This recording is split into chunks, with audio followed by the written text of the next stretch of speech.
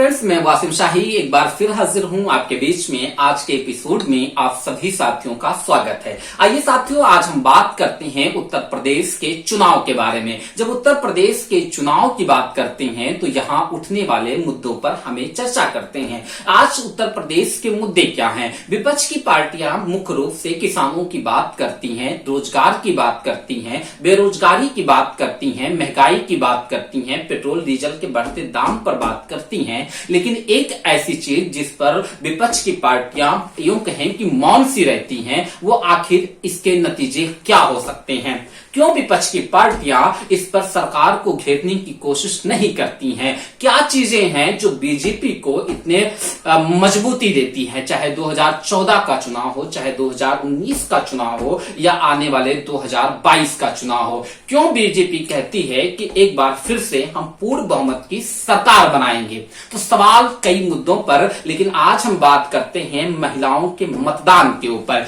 दुनिया के सबसे पुराने लोकतंत्र ने अपने यहाँ कई इलेक्शन होने के बाद ही महिलाओं को मत देने का अधिकार दिया। लेकिन जब हम बात हिंदुस्तान की करते हैं तो पहले चुनाव, संसदीय चुनाव 1951 और 1952 में ही भारत ने महिलाओं को मत देने का अधिकार दिया। लेकिन सवाल उठता रहा कि क्या महिलाएं अपने मत का प्रयोग सही तरीके से करती आ रही हैं? 2000 तक अगर हम बात करें तो महिलाओं के बारे में ज्यादातर पॉलिटिकल लीडर, ज्यादातर पॉलिटिकल पार्टीज का ये मानना था कि महिलाएं जो हैं वो स्वेच्छा से अपने मत का प्रयोग नहीं करती हैं, वो अपने घर के पुरुषों के सलाह पर ही अपने मत का प्रयोग करती हैं। लेकिन इसमें एक बड़ा बदलाव तब आया जब चुनाव हुआ 2004 और 2005 का। इसमें पहली बार एक सर्वे ने इस बात को किया कि महिलाओं ने 20 से 22% महिलाओं ने स्वेच्छा से अपने मत का प्रयोग किया। अब बात करते हैं 2022 की, तो उससे पहले समझना होगा कि 2019 में महिला मतदाताओं ने कब कितने परसेंट का अपने मत का प्रयोग किया। 2019 के चुनाव में देश ने एक ऐसे आंकड़े को देखा जब महिलाएं पुरुषों के मतदाताओं की संख्या में ज्यादा वोट करने के लिए अपने घरों से निकली। 2019 के चुनाव में 67.19% महिलाओं ने अपने मत का प्रयोग किया, जबकि पुरुषों ने 67.01% अपने मत का प्रयोग किया। यानी ये पता चला कि महिलाएं पुरुषों के मुकाबले में अपने वोट का प्रयोग ज्यादा करने लगी। 2019 के बाद से ही विपक्ष ने थोड़ी बहुत रणनीति बनानी चालू की महिलाओं के मुद्दे पर। लेकिन हम कुछ आंकड़े आपको देते हैं कि आज के इस होने वाले चुनाव में महिलाएं मतदाताओं का कितना ज्यादा उपयोगिता है। उत्तर प्रदेश के चुनाव की बात करें, बिहार के चुनाव की बात करें, पश्चिम बंगाल के चुनाव की बात करें, तो ये ऐसे प्रदेश हैं जहां पर पुरुष कमाने और रोजगार के लिए अलग अलग प्रदेशों का रुख करते हैं। लेकिन महिलाएं आज भी अपने घरों पर रहती हैं। इसलिए देखा जाए तो इन प्रदेशों में महिलाओं का एक अपना उपयोगिता बन जाती है, उनके मत की एक अलग उपयोगिता बन जाती है। अब मैं बात कर रहा हूं विधानसभा चुनाव की, बिहार विधानसभा चुनाव की। बिहार विधानसभा चुनाव की अगर बात करें तो पुरुष मतदाताओं की संख्या जो है वो 57% है, वहीं महिला मतदाताओं की संख्या 47% है। लेकिन जब मत पड़े तो वहां पर देखा गया कि पुरुष मतदाताओं की जो सहभागिता थी वो 55% थी, जबकि महिला मतदाताओं की सहभागिता 60% थी। इसीलिए आपने देखा होगा कि नरेंद्र मोदी जब नीतीश कुमार की रैली कर रहे थे, वहां पर बीजेपी का प्रचार कर रहे थे, तो उन्होंने ये बात कहा था कि बीजेपी की साइलेंट वोटर महिलाएं हैं, ये निर्णायक भूमिका में आती हैं। और हुआ ही ऐसा कुछ बिहार में। सारे मुद्दों पर विपक्ष की पार्टियां बीजेपी से आगे निकली, लेकिन जो महिला मतदाताएं थी वो बीजेपी की तरफ गई। सवाल उठता था आखिर ऐसा क्यों?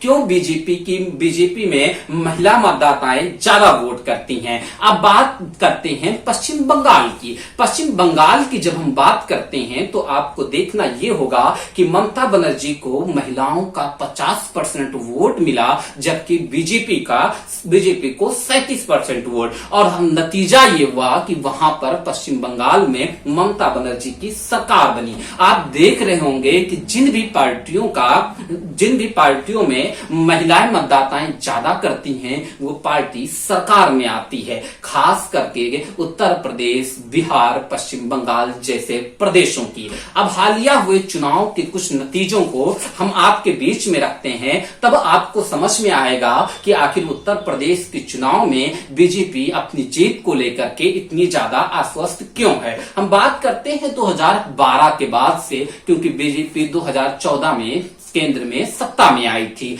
उस समय उत्तर प्रदेश में सरकार थी समाजवादी की। समाजवादी को कितना वोट मिला था उत्तर प्रदेश के चुनाव में? 2012 में 28% पुरुषों का और 31% महिलाओं का वोट मिला, आपने देखा, और सरकार बनी समाजवादी की। हम बात करते हैं 2012 के चुनाव में बीजेपी को कितने वोट मिले थे। तो पुरुष मतदाताओं की अगर संख्या की बात की जाए तो 16% और महिलाओं की बात की जाए तो 14% वोट बीजेपी को मिले।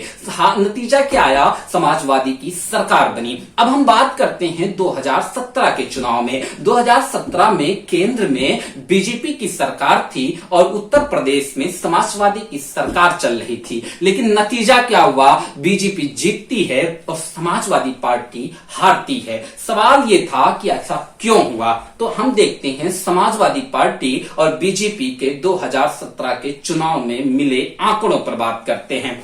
23% पुरुषों का वोट मिला, वहीं 20% महिलाओं को वोट मिला समाजवादी पार्टी को। यानी जो 31% 2012 में मिला था वो घट करके 20% पे आ गया। यहीं पर जब हम बीजेपी की बात करते हैं तो उसे मिला 38%, 38% और 41%। 38 और 41%। जिस बीजेपी को 2012 के चुनाव में 14% वोट मिले थे, उसकी संख्या बढ़कर के महिलाओं की 41% पहुंच गई। और नतीजा क्या हुआ? उत्तर प्रदेश में बीजेपी की सरकार बनती है। ये आंकड़े को तोड़ने के लिए जब 2019 का चुनाव हुआ तो इसमें भी फर्क साफ दिखा। जिस बीजेपी को 41% महिलाओं का वोट मिला था वो संख्या में और बढ़ोतरी होती है और उससे मिलता है 49% महिलाओं का वोट। वहीं अगर 2019 में समाजवादी पार्टी की बात की जाए तो उससे मिला 18%, यानी 2% की और गिरावट मिलती है समाजवादी पार्टी को। नतीजा क्या होता है? बीजेपी एक बम्पर वोट से यहां से चुनाव जीतती है। और आपने देखा होगा, इसीलिए बीजेपी हमेशा कहती रहती है कि जो महिलाएं हैं वो बीजेपी की साइलेंट वोटर हैं। हमने 2-3 आंकड़े आपको पेश किए जो 2012 से लेकर के 2019 के बीच में हुए थे। हालिया हुए स्टेट के चुनाव के भी बारे में बात की, चाहे वो बिहार की बात रही हो, चाहे पश्चिम बंगाल की बात रही हो। हम ये बात करते हैं कि आखिर ऐसा क्यों होता है कि महिलाएं बीजेपी की तरफ जाती दिखाई दे रही हैं हमेशा की तरह। बिहार में जब हम बात करते हैं तो वहां जीविका दीदी के नाम से एक ग्रोह चलता है जिन्होंने पूरी तरीके से सपोर्ट किया बीजेपी को। और यही कैडर इस बार भी उत्तर प्रदेश में बीजेपी धुनाने में लगी है। उसे लगता है कि महिलाएं इस बार भी बीजेपी को वोट करेंगी। उसके रीजन क्या है? महिलाओं के लिए योजनाएं चलाती रही हैं। कुछ योजनाओं के बारे में बात करते हैं जो इससे पूर्ववर्ती सरकार और आज की सरकार महिलाओं के लिए चलाती रही है। जैसे कि राशन फ्री के रूप में बीजेपी राशन फ्री के लेकर के उत्तर प्रदेश की महिलाओं के बीच में अपनी पैठ बनाने की कोशिश कर रही है। उज्ज्वला योजना जिस पर बीजेपी सबसे ज्यादा बात करती है, यानी गैस के बाद दी, और उन्होंने कहा कि महिलाएं अगर गैस के चूल्हे पर खाना बनाएंगी तो उन्हें बड़ी आसानी होगी, और इसके लिए उन्होंने उज्ज्वला योजना दी। इसी क्रम में और बात करेंगे तो आपको पता चलेगा कि चाहे वो बैंक अकाउंट की बात हो, जब आप इससे पूर्ववर्ती सरकार ने प्रॉपर्टी के रजिस्ट्रेशन पर महिलाओं को छूट देने की बात की थी, चाहे गर्भ अवस्था पर मुफ्त की जांच की बात हो, चाहे 6 मंथ की मैटरनिटी लीव की बात हो, चाहे शौचालय के निर्माण की बात हो, चाहे 1 रुपए में सैनिटरी पैड की व्यवस्था की बात हो, कुछ मुद्दों को लेकर के बीजेपी बहुत ज्यादा विपक्ष पार्टियों से आगे है। लेकिन हम बात करते हैं कि आखिर उत्तर प्रदेश में विपक्ष की पार्टियां क्या कर रही हैं। आजकल आपको एक नारा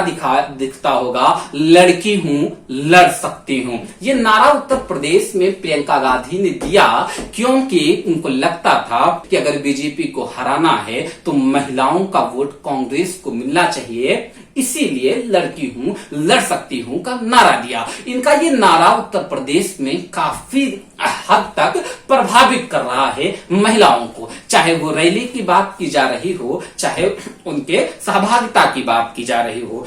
आप देखेंगे कांग्रेस की बात करते हैं कि उत्तर प्रदेश में आखिर कांग्रेस ऐसा क्यों करती है।